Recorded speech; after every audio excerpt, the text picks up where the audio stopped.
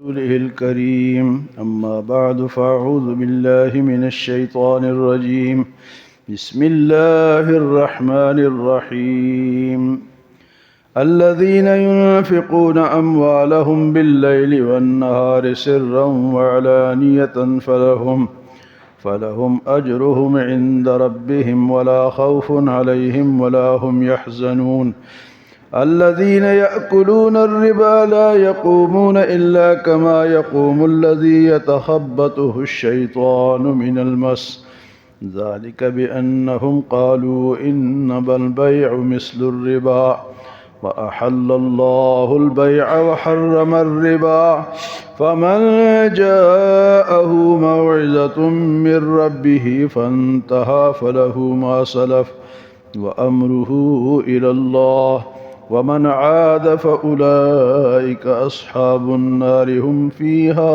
خالدون۔ مال خرچ کرنے کے بارے میں اللہ پاک نے مثالیں بیان فرمائی ہیں۔ اس سے پہلے مثالیں بیان ہوئی ہیں کہ جو اللہ کے راستے میں خرچ کرتے ہیں اللہ ان کو 700 گنا اور اس سے زیادہ بھی اجر عطا فرمائیں گے۔ یہاں بھی اللہ پاک فرماتے ہیں کہ جو لوگ رات دن اپنا مال اللہ کے راستے میں خرچ کرتے ہیں ان کے لیے اللہ کے ہاں بڑا اجر ہے، اور ولا خوف علیہم ولا هم یحزنون، قیامت کے دن انہیں نہ خوف ہوگا اور نہ غمگین ہوں گے۔ اس کے مقابلے میں وہ لوگ جو کہ سود کھاتے ہیں، کماتے ہیں، اس کا کاروبار کرتے ہیں، ان کی مذمت ہے۔ فرمایا الذین یأکلون الربا، وہ لوگ جو سود کھاتے ہیں، لا یقومون الا کما یقوم الذی یتخبطہ الشیطان من المس، وہ قیامت کے دن اپنے قبروں سے اس طرح اٹھیں گے جس طرح کسی آدمی پر جن نے حملہ کیا ہو، شیطان نے حملہ کیا ہو اور اس کے قدم ڈگمگا رہے ہوں، تو یہ قیامت کے دن اس طرح اٹھیں گے۔ کون لوگ؟ جو کہ سود کھاتے ہیں۔ الذین یأکلون الربا لا یقومون الا کما یقوم الذی یتخبطہ الشیطان من المس، جس طرح شیطان اس کو چمٹ گیا ہو، جنات اس کو چمٹ گئے ہوں، قیامت کے دن ان کی یہ حالت ہوگی۔ تو فرمایا کہ ذالک بأنہم قالوا انما البیع مثل الربا، یہ اس لیے کہ انہوں نے کہا کہ سود تو تجارت کی طرح ہے، کاروبار کی طرح ہے۔ تو فرمایا کہ یہ کاروبار کی طرح نہیں ہے۔ سود سب سے پہلی بات اللہ پاک نے وَحَلَّ اللَّهُ الْبَيْعَ وَحَرَّمَ الرِّبَا، اللہ نے کاروبار کو جائز قرار دیا ہے اور سود کو حرام قرار دیا۔ اللہ کی مرضی ہے، ہمیں کس نے پیدا کیا؟ تو اللہ نے حکم دیا۔ پہلی بات تو یہ کہ اللہ کا حکم ہے، اس میں نقطے تلاش کرنا کہ بھئی یوں ہوگا تو یوں سود نہیں ہوگا، اس طرح ہوگا تو سود کے جو بھی شکلیں ہیں، جتنی بھی شکلیں ہیں، وہ حرام ہے۔ اور اس کی وجہ یہ ہے کہ کاروبار تو ہم روپیہ دیتے ہیں، اس کے بدلے میں کوئی چیز خریدتے ہیں، یعنی روپے کا بدلہ ہوتا ہے، کوئی چیز بدلہ ہوتی ہے۔ اور سود میں بدلہ نہیں ہوتا، وہ پیسے کے بنیاد پہ پیسہ لیتے ہیں۔ روپیہ دیا 2 روپے لے لیے، پیسے کے بدلے میں پیسہ۔ سونا دیا تو سونا اتنا زیادہ لے لیا، چاندی دی تو اتنی چاندی زیادہ لی، گندم دی تو اتنی گندم زیادہ لے لی۔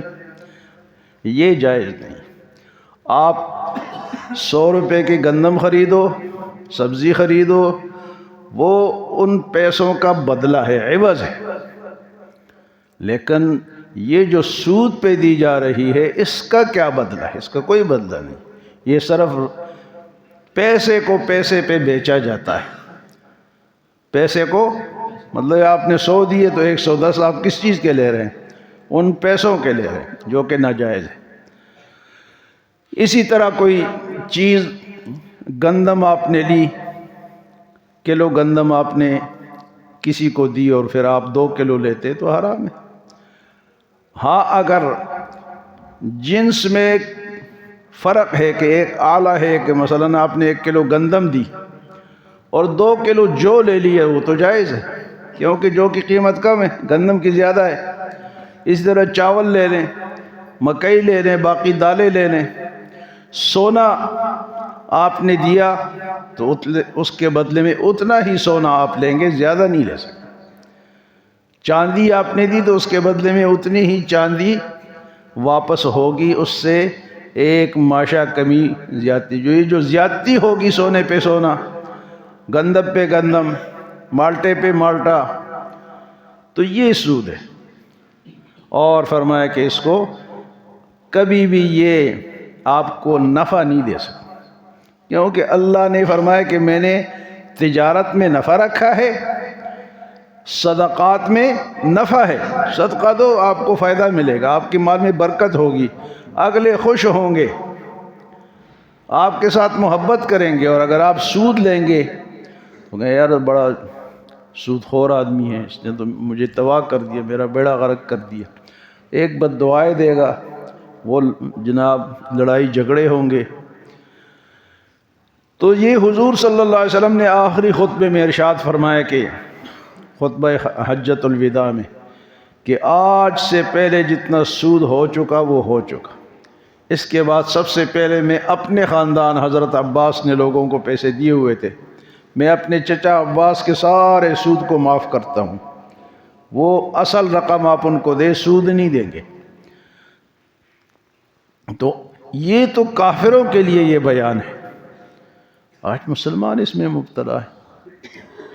یعنی یہ جو آیتیں نازل ہوئی آج تو نہیں نازل ہوئی، یہ تو اس وقت کافروں کے لیے۔ اور اس کی شان نزول اس طرح اس لیے اتری کہ بنو ثقیف اور بنو مغیرہ طائف کے دو قبیلے تھے، تو بنو ثقیف نے ان کو پیسے دیے تھے بنو مغیرہ کو، اور سود پہ دیے تھے۔ تو جب وہ سارے مسلمان ہو گئے دونوں قبیلے، تو بنو مغیرہ نے کہا بھئی یہ تو اب یہ اسلام میں تو یہ جائز نہیں ہے۔ تو حضور صلی اللہ علیہ وسلم کے پاس معاملہ ہے، آپ نے فرمایا کہ اصل رقم دے دو، اور سود جو ہے اب اسلام میں حرام ہے۔ تو بے شمار شکلیں ہیں، بعض تو ہم سمجھتے بھی نہیں ہیں، ایسے جناب انہوں نے گورکھ دھندا رکھا ہوا ہے کہ سمجھ ہی نہیں آتی۔ یہ جتنے بھی رہن کے کام ہیں آپ کے، جو رہن پہ مکان رکھتے ہیں، یہ سب سود ہے۔ رہن پہ آپ وہ مکان رکھ سکتے ہیں یا وہ زمین رکھ سکتے ہیں کہ آپ نے کسی کو 10 لاکھ پیسے دیے، وہ بطور ضمانت وہ مکان آپ کے پاس وہ رکھ دے گا، وہ لکھ دے گا کہ اگر آپ اس مکان سے فائدہ اٹھاتے ہیں تو یہ سود ہے۔ رہن کے بھی جتنے کام ہیں نا جی، یہ سارے سود ہی ہیں۔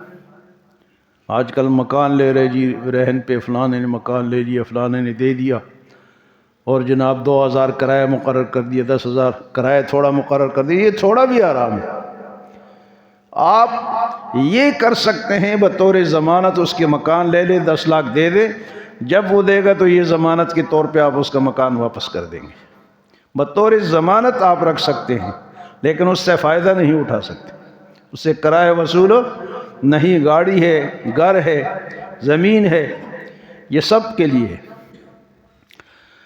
ایک بادشاہ تھا، اس کی بیٹی تھی، وہ بڑی ضدی قسم کی تھی۔ وہ صبح کے ٹائم باغ میں گئی تو اس کو پودوں پہ، پھولوں پہ قطرے نظر آئے، تو اس نے یہ ضد کی والد صاحب کے سامنے، بادشاہ کے سامنے، کہ مجھے تو اس کا ہار چاہیے، ان قطروں کا مجھے ہار چاہیے۔ تو قطروں کا کہاں ہار بنتا ہے؟ تو اس نے اعلان کیا جی جو بھی اس کو ہار بنا کے دے گا ان قطروں کا، اس کو میں فلاں فلاں انعام دوں گا۔ کون کر سکتا تھا؟ ایک سنیارا تھا، اس نے کہا جی میں کرتا ہوں۔ تو اس کو باغ میں لے گیا اور کہا کہ آپ کو میری ہیلپ کرنی ہوگی۔ اس لڑکی کو کہا کہ آپ میری مدد کریں گی تو بناتے ہیں۔ اس نے کہا کہ میں بناتا ہوں، آپ مجھے یہ قطرے مجھے پکڑاتی جائے، قطرے مجھے۔ تو وہ کہاں قطرے کبھی پکڑنے ہوتے ہیں، وہ تو پانی ہوتا ہے۔ تو وہ سمجھ گئی کہ میری یہ ضد کیا ہے، یہ غلط ہے۔ تو یہ سود اور یہ پیسے اور یہ سارا ہم پکڑنے کی کوشش کرتے ہیں، لیکن پکڑتے پکڑتے ایک دن ہم قبر میں چلے جائیں گے اور اس کو ہم پکڑ نہیں سکیں گے، اس کو ہم پکڑ۔ قطروں کو کبھی ہار بنا ہے، تو اس لیے ان پیسوں کا ہار بنے گا نہیں، چاہے سود کھا لو، حرام کھا لو، دھوکے سے کھا لو، ٹھگی سے کھا لو، یہ قبر میں آپ ہمارے ساتھ نہیں جائے گا۔ تو قبر تو حقیقت ہے یا نہیں ہے؟ قبر کیا ہے جی؟ حقیقت ہے۔ وہ شعر کیا ہے آپ کو میں سناتا رہتا ہوں کہ قدم سوئی مرقد، قدم سوئی مرقد، نظر سوئی دنیا۔ قدم ہمارے دن بدن کس طرف جا رہے ہیں؟ قبر کی طرف، عیدگاہ کی طرف۔ قدم سوئی مرقد، نظر سوئی دنیا۔ بھئی قدم ادھر جا رہے، نظر ادھر ہے، راجہ بازار کی طرف ہے، کمیٹی چوک کی طرف ہے، بنی چوک کی طرف نظر ہے، اور قدم کدھر ہے؟ عیدگاہ کی طرف۔ قدم سوئی مرقد، نظر سوئی دنیا، قدم سوئی مرقد، نظر سوئی دنیا، کدھر دیکھتا ہے کہاں جا رہا ہے۔ بھئی تو دیکھتا کدھر ہے اور تو نے جانا کہاں ہے؟ تو اس لیے تھوڑے پہ بندہ صبر کرے، مختصر پہ کرے، سود سے، ان چیزوں سے بچنے کی کوشش کرے، کیونکہ ہم نے یہاں ہمیشہ تو رہنا نہیں۔ اگلی جو منزل ہے وہ بڑی سخت ہے، وہاں کسی کی سفارش نہیں چلے گی، وہاں کوئی ہمارا اپنا نہیں ہوگا، ہر بندے کو اپنی پڑی ہوگی۔ یوم یفر المرء من اخیہ وامہ وابیہ وصاحبتہ وبنیہ لکل امرئ منہم یومئذ شأن یغنی۔ سورۃ معارج میں اس سلسلے کی ایک زبردست آیت ہے، اس کا ترجمہ بھی میں آپ کو سناتا ہوں۔ یہ جو کہتے ہیں نا کہ اتنے پیسے ہوں تو قیامت کے دن کیا ہوگا؟ یبصرونہم، دیکھیں گے، یود المجرم، چاہے گا مجرم چاہے گا، لو یفتدی من عذاب یومئذ ببنی، کہ اس اللہ کے عذاب کے سامنے میرے بیٹے قربان ہو جائیں، وصاحبتہ، میری بیوی قربان ہو جائے، وأخیہ، اور میرے بھائی قربان ہو جائیں، وفصیلتہ التی تؤوی، اور وہ میرے خاندان والے جو میرے حمایت میں کھڑے ہوتے تھے آج وہ بھی سارے قربان ہو جائے میرے بدلے میں۔ وفصیلتہ التی تؤوی ومن فی الارض جمیعا ثم ینجی، اور جو کچھ دنیا میں ہے سارا قربان ہو جائے میں بچ جاؤں۔ وفصیلتہ التی تؤوی ومن فی الارض جمیعا ثم ینجی۔ اللہ پاک فرماتے کلا انہا لظا، یہ نہیں ہو سکتا، کلا، خبردار، یہ نہیں ہو سکتا۔ اب ہر بندہ چاہے گا کہ سارے قربان ہو جائے میں بچ جاؤں، میرا قبیلہ، میرے گھر والے، میری بیوی، میرے بھائی، سارے میرے طرف سے، لیکن ہوگا کہاں؟ ہمارے ہاتھ میں اختیار نہیں ہوگا۔ انسان چاہے گا کہ سب کچھ قربان ہو جائے میں بچ جاؤں، تو بچنے کی جگہ دنیا ہے، آخرت نہیں ہے۔ بچنے کی جگہ اللہ ہمیں عمل اور سمجھ کی توفیق عطا فرمائے۔